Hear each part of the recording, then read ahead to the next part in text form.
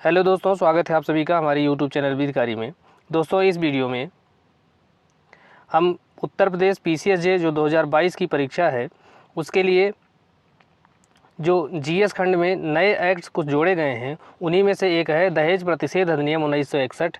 उससे संबंधित जो भी प्री परीक्षा में प्रश्न पूछे जा सकते हैं उन प्रश्नों को देखेंगे और इन प्रश्नों को हम उसकी प्रॉपर व्याख्या के सहित देखेंगे, जो कि जीएस के पेपर के लिए बेहद महत्वपूर्ण है। और यह जीएस में ही मेंस में यही सब्जेक्ट से प्रश्न पूछे जाएंगे। तो आप हमारे साथ बने रहने के लिए, हमारे साथ और इसका डीपली अध्ययन करने के लिए और विषयों का अध्ययन करने के लिए हमारे चैनल विधिकारी को सब्सक्राइब कीजिए। तो आइए देखते हैं पहला प्रश्न, दहेज प्रतिषेध अधिनियम 1961 कब से प्रवर्तित हुआ। तो दहेज प्रतिषेध अधिनियम यह जो है 1 जुलाई 1961 से प्रवर्तित हुआ है, जबकि इस पर 20 मई 1961 को राष्ट्रपति की स्वीकृति प्रदान हुई है। और इस अधिनियम का जो बनाने का उद्देश्य था, इस अधिनियम को इनेक्ट करने का जो उद्देश्य था, वो समाज में दहेज की जो कुरीति है उसको लेना या देना, इन दोनों को प्रतिषिद्ध करने के लिए इसको अधिनियमित किया गया है। नेक्स्ट, दहेज प्रतिषेध अधिनियम 1961 का विस्तार। तो इसका विस्तार जो है संपूर्ण भारत पर है और इसके बारे में प्रावधान धारा 1 में दिया गया है।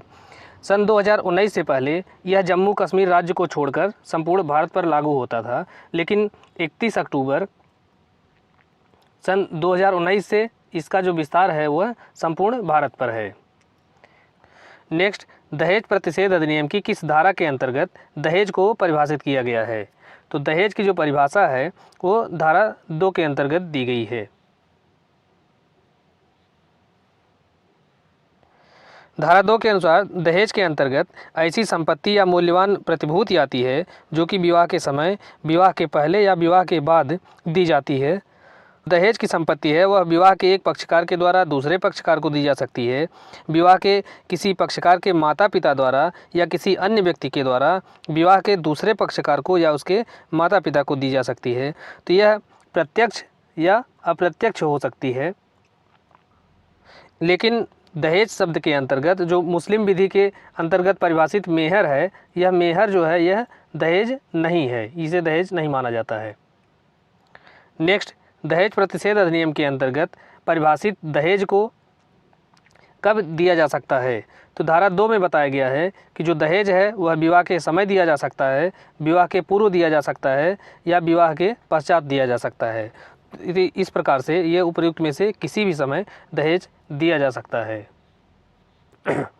नेक्स्ट, निम्नलिखित में से कौन सा कथन सही नहीं है। तो पहला है, दहेज विवाह के एक पक्षकार के द्वारा दूसरे पक्षकार को दी जा सकती है, तो यह सही है।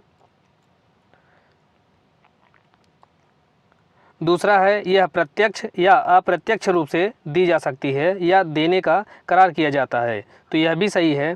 दहेज शब्द के अंतर्गत मुस्लिम पर्सनल लॉ अर्थात शरीयत में परिभाषित मेहर भी आता है, तो यह जो है कथन गलत है, क्योंकि धारा 2 में यह बताया गया है कि जो दहेज है, दहेज शब्द के अंतर्गत मेहर नहीं आता है।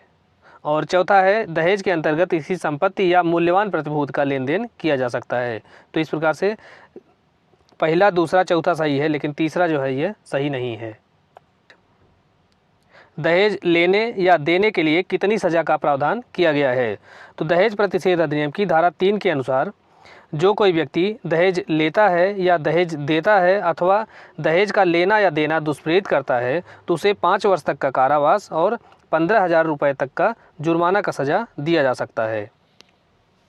धारा 3 के परंतुक में यह बताया गया है कि यदि जो न्यायालय है अगर वो विशेष कारणों से ऐसा अभिलिखित करता है तो वह 5 वर्ष से कम की अवधि का भी कारावास दे सकता है। लेकिन जो धारा 3 में यह बताया गया है कि जो दहेज लेगा या देगा या उसका दुष्प्रेरण करेगा तो 5 वर्ष से कम की कारावास से दंडित नहीं किया जाएगा। नेक्स्ट, निम्नलिखित कथनों में से कौन सा सही नहीं है। तो पहला है, विवाह के समय वधू को बिना मांगे दी गई भेंट दहेज के अंतर्गत नहीं आती है, तो यह सही है। और इसके बारे में जो प्रावधान है वो धारा 3 के अंतर्गत किया गया है कि विवाह के समय वधू को बिना मांगे अगर कोई भेंट दी जाती है तो वह दहेज नहीं है। दूसरा कथन है कि विवाह के समय वर को बिना मांगे दी गई भेंट दहेज नहीं है, तो यह भी सही है और इसके बारे में भी प्रावधान धारा 3 के अंतर्गत किया गया है। तीसरा है रूढ़िगत प्रकृति की भेंट जो कि वर या वधू को दी जाती है और देने वाले की वित्तीय परिस्थितियों से अधिक नहीं है, तो ऐसी भेंट जो है वह दहेज के अंतर्गत नहीं आती है, तो यह भी सही है और इसे जो है धारा 3 के खंड 2 के परंतुक के अंतर्गत बताया गया है। तो इस प्रकार से ये जो चारों जो विकल्प हैं ये सही हैं।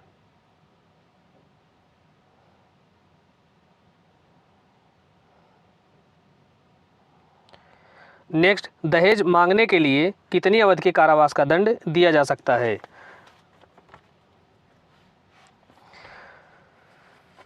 तो दहेज प्रतिषेध अधिनियम की धारा 4 के अंतर्गत यह प्रावधान किया गया है कि जो व्यक्ति दहेज मांगता है तो उसे ऐसी अवधि के कारावास से दंडित किया जाएगा जो कि 6 माह से कम नहीं होगी, लेकिन वह 2 वर्ष तक की हो सकेगी और 10,000 रुपये तक का जुर्माना उस पर लगाया जा सकता है। तो नेक्स्ट, दहेज प्रतिषेध अधिनियम की किस धारा के अंतर्गत दहेज देने के लिए विज्ञापन देने पर दंड का प्रावधान किया गया है? तो दहेज देने या लेने के लिए अगर कोई विज्ञापन दिया जाता है तो वह धारा 4A के अंतर्गत अपराध होता है और ऐसे मामले में 6 महीने से लेके 5 वर्ष तक का कारावास और या 15,000 रुपये तक का जुर्माना का सज़ा दिया जा सकता है।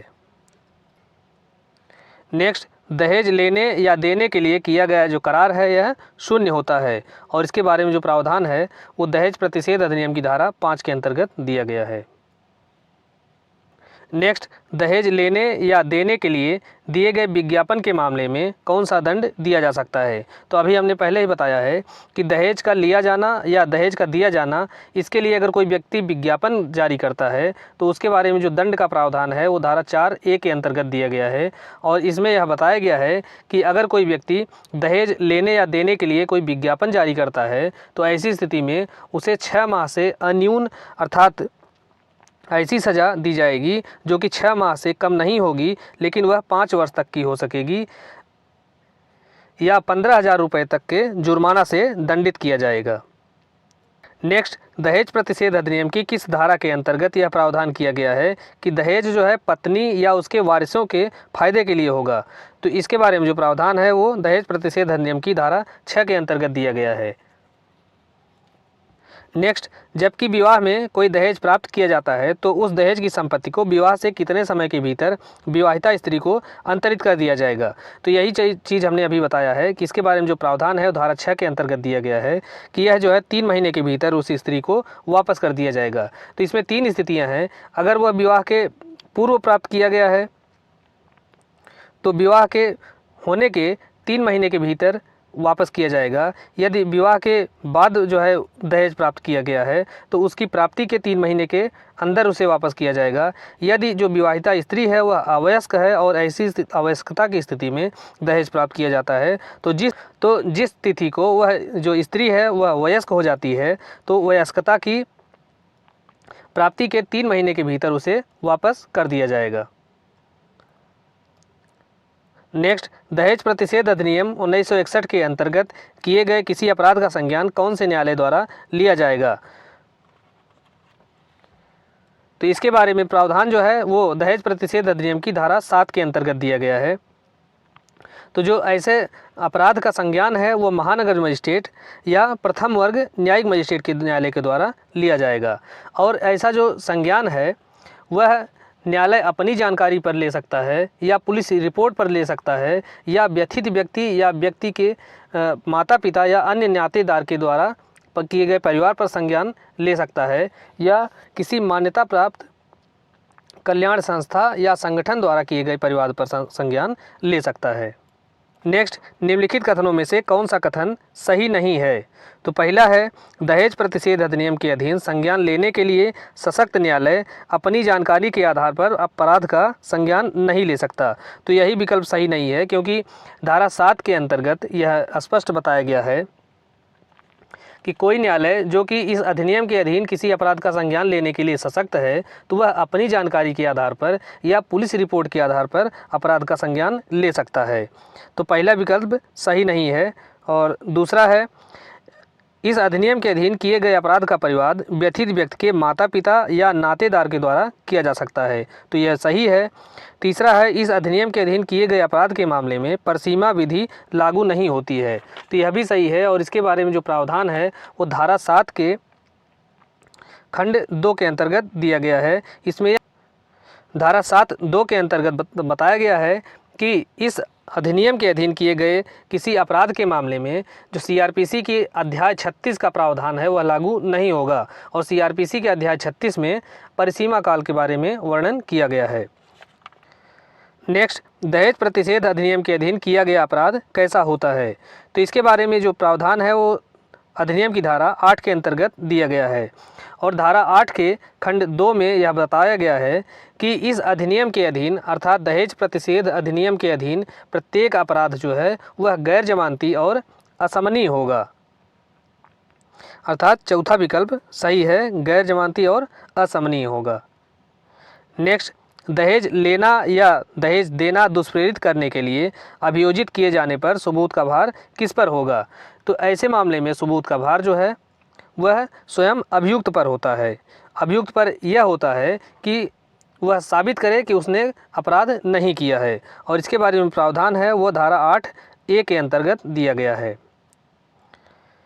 नेक्स्ट, दहेज प्रतिषेध अधिनियम की किस धारा के अंतर्गत दहेज प्रतिषेध अधिकारी की नियुक्ति की जा सकती है, तो दहेज प्रतिषेध अधिकारी की नियुक्ति अधिनियम की धारा 8(b) के तहत की जाती है। और इनकी जो नियुक्ति है वह राज्य सरकार के द्वारा की जाती है। धारा 8(b) के अंतर्गत यह बताया गया है कि राज्य सरकार उतने दहेज प्रतिषेध अधिकारी नियुक्त कर सकती है जितना वह ठीक समझे। और जो इनका कार्य होगा वह यह होगा कि यह ध्यान रखें कि उनके अधिकारिता के अंतर्गत कहीं दहेज लिया जाना या दिया जाना या दहेज मांगने का अपराध या इसके लिए दुष्प्रेरण का अपराध तो नहीं हो रहा है। यदि ऐसा कोई अपराध होता है तो इनका यह कर्तव्य है कि ऐसे अपराध को रोकें। नेक्स्ट, दहेज प्रतिषेध अधिनियम की धारा 9 के तहत नियम बनाने की शक्ति किसे प्राप्त है, तो धारा 9 में यह बताया गया है कि केंद्रीय सरकार के पास नियम बनाने की शक्ति है कि वह दहेज को रोकने के लिए या दहेज प्रतिषेध अधिनियम के अधीन अगर कोई नियम बनाया जाना है तो ऐसी जो नियम है वह केंद्र सरकार बना सकती है। और धारा 10 के अंतर्गत यह शक्ति जो है राज्य सरकार को है। अर्थात दहेज प्रतिषेध अधिनियम के अधीन जो नियम है वह राज्य सरकार और केंद्र सरकार दोनों बना सकती है, लेकिन राज्य सरकार जो है वो धारा 10 के तहत नियम बनाती है और केंद्र सरकार धारा 9 के तहत नियम बना सकती है।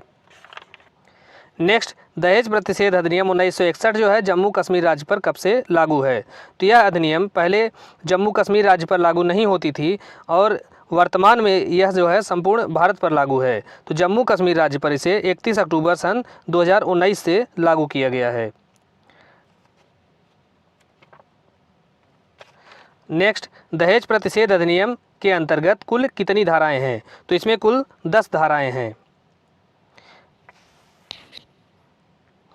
नेक्स्ट, यदि विवाह के 7 वर्ष के भीतर वधू की असामान्य परिस्थितियों में मृत्यु हो जाती है तो उसकी विवाह से संबंधित संपत्ति किसको अंतरित होगी, तो ऐसी जो संपत्ति होगी वह संतान को अंतरित होती है और यदि संतान नहीं है तो उसके माता पिता को अंतरित हो जाएगी। और इसके बारे में जो प्रावधान है वह धारा 6 के उपधारा 3 के परंतुक के अंतर्गत दिया गया है।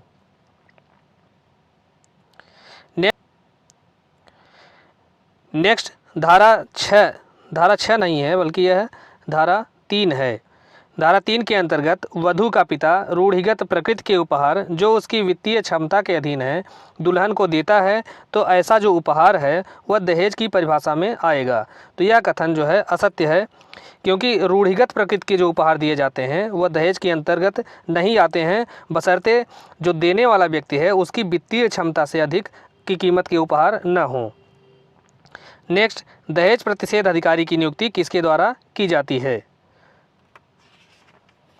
तो धारा 8(b) के अंतर्गत यह प्रावधान किया गया है कि दहेज प्रतिषेध अधिकारी की नियुक्ति राज्य सरकार के द्वारा की जाती है और राज्य सरकार जितने संख्या में चाहे वह दहेज प्रतिषेध अधिकारियों की नियुक्ति कर सकता है।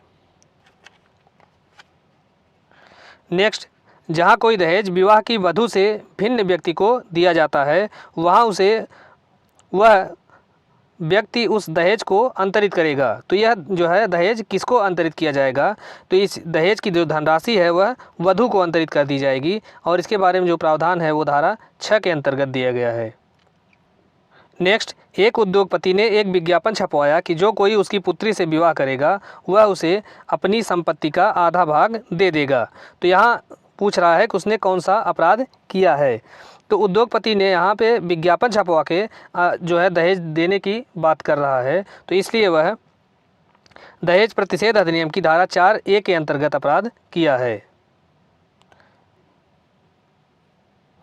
नेक्स्ट, दहेज मांगना जो है दहेज प्रतिषेध अधिनियम की किस धारा के अंतर्गत दंडनीय बनाया गया है, तो दहेज मांगना जो है धारा 4 के अंतर्गत दंडनीय बनाया गया है। और तो धारा 4 के अनुसार यदि कोई व्यक्ति वर या वधू से या वर या वधू के माता पिता या संरक्षक से किसी दहेज की प्रत्यक्ष रूप से या अप्रत्यक्ष रूप से कोई मांग करता है तो वह ऐसे कारावास की अवधि से दंडित किया जाएगा जो कि 6 महीने से कम नहीं होगी लेकिन 2 वर्ष तक की हो सकेगी और 10,000 रुपये जुर्माने से भी दंडनीय किया जा सकता है। नेक्स्ट, दहेज के लिए विज्ञापन निकालना किस प्रकृति का अपराध है, तो यह जो है अजमानती और असमनीय प्रकृति का अपराध है और दहेज के लिए जो विज्ञापन वाला प्रावधान है वो धारा 4A के अंतर्गत दिया गया है। और दहेज प्रतिषेध अधिनियम की धारा 8 के अंतर्गत यह प्रावधान किया गया है कि जो इस अधिनियम के अधीन जो प्रत्येक अपराध होगा वह अजमानती और असमनीय होगा। नेक्स्ट, दहेज प्रतिषेध अधिनियम के अधीन किए गए अपराधों के अन्वेषण के मामले में दंड प्रक्रिया संहिता के प्रावधान लागू होंगे, अर्थात CRPC के जो प्रावधान हैं वह लागू होंगे और इसके बारे में भी प्रावधान धारा 8 के अंतर्गत दिया गया है। नेक्स्ट, दहेज का लेना और देना रोकने के लिए राज्य सरकार कितने दहेज प्रतिषेध अधिकारियों की नियुक्ति कर सकेगी, तो दहेज प्रतिषेध अधिकारियों की नियुक्ति के बारे में जो प्रावधान है वह धारा 8B के अंतर्गत दिया गया है। और धारा 8B के अंतर्गत यह बताया गया है कि राज्य सरकार उतने दहेज प्रतिषेध अधिकारी की नियुक्ति कर सकती है जितना कि वह ठीक समझे। तो यहाँ पे कोई निश्चित संख्या नहीं बताई गई है बल्कि केवल इतना बताया गया है कि जितना राज्य सरकार ठीक समझे उतने दहेज प्रतिषेध अधिकारियों की नियुक्ति कर सकती है। नेक्स्ट, निम्नलिखित कथनों में से कौन सा कथन गलत है, तो पहला है दहेज प्रतिषेध अधिनियम के अधीन किए गए अपराध का परिवाद व्यथित व्यक्ति के द्वारा किया जा सकता है, तो यह सही है। दूसरा है व्यथित व्यक्ति के माता पिता द्वारा किया जा सकता है, यह भी सही है। तीसरा है किसी नातेदार द्वारा किया जा सकता है, तो यह कथन भी सही है। चौथा है मान्यता प्राप्त कल्याण संस्था या संगठन द्वारा परिवाद नहीं किया जा सकता, तो यह कथन गलत है क्योंकि किसी मान्यता प्राप्त जो कल्याण संस्थाएं हैं या संगठन हैं उनके द्वारा भी दहेज प्रतिषेध अधिनियम के अधीन अगर कोई अपराध किया जाता है तो उसका परिवाद किया जा सकता है। और इसके बारे में जो प्रावधान है वह दहेज प्रतिषेध अधिनियम की धारा 7 के अंतर्गत दिया गया है। और ऐसे परिवाद पर जो सशक्त मजिस्ट्रेट है अर्थात महानगर मजिस्ट्रेट या प्रथम वर्ग मजिस्ट्रेट वह संज्ञान ले सकता है। नेक्स्ट, दहेज प्रतिषेध अधिनियम के अधीन धारा 7 के अंतर्गत अपराधों का परिवाद करने के लिए जो मान्यता प्राप्त कल्याण संस्था या संगठन है तो वह किसके द्वारा मान्य होना चाहिए, तो ऐसा जो संस्था या संगठन है वह केंद्रीय या राज्य सरकार के द्वारा मान्यता प्राप्त होने चाहिए। और इसके बारे में जो प्रावधान है वो धारा 7 के स्पष्टीकरण के अंतर्गत दिया गया है। नेक्स्ट, न्यायालय दहेज प्रतिषेध अधिनियम के अंतर्गत किए गए अपराध का संज्ञान ले सकता है, तो न्यायालय जो है यह पुलिस रिपोर्ट पर ले सकता है, परिवाद पर ले सकता है, पुलिस रिपोर्ट और परिवाद दोनों पर ले सकता है। नेक्स्ट, यदि वर के मामा ने वधू के चाचा से दहेज की मांग की है तो यह दहेज प्रतिषेध अधिनियम की किस धारा के अंतर्गत अपराध होगा? तो यह जो है धारा 4 के अंतर्गत अपराध होगा, क्योंकि दहेज की जो मांग है वो धारा 4 के अंतर्गत दंडनीय बनाई गई है। और इसके लिए जो कारावास की अवधि होगी 6 महीने से कम नहीं होगी और वह 2 वर्ष तक की हो सकता है तथा 10,000 रुपये तक का जुर्माना हो सकता है। जबकि धारा 3 के अंतर्गत दहेज लेने या देने के लिए दंड का प्रावधान किया गया है। नेक्स्ट, विवाह के समय प्राप्त उपहारों की सूची बनाना यह जो है वर और वधू दोनों के लिए अनिवार्य है।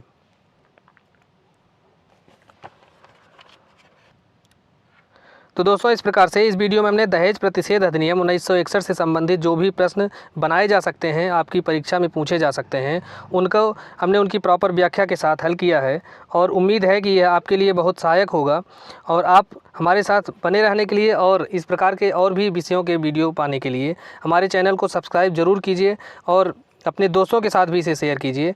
और हम इस पे पीसीएसजे का जो सिलेबस है वो जीएस का हो चाहे लॉ का हो, हम पूरी कोशिश करेंगे कि उस पर अधिकतम वीडियो आपको प्रोवाइड करा सकें ताकि आपकी जो प्री की परीक्षा है वह आसानी से क्वालिफाई हो जाए। तो आपको best of luck. Thank you.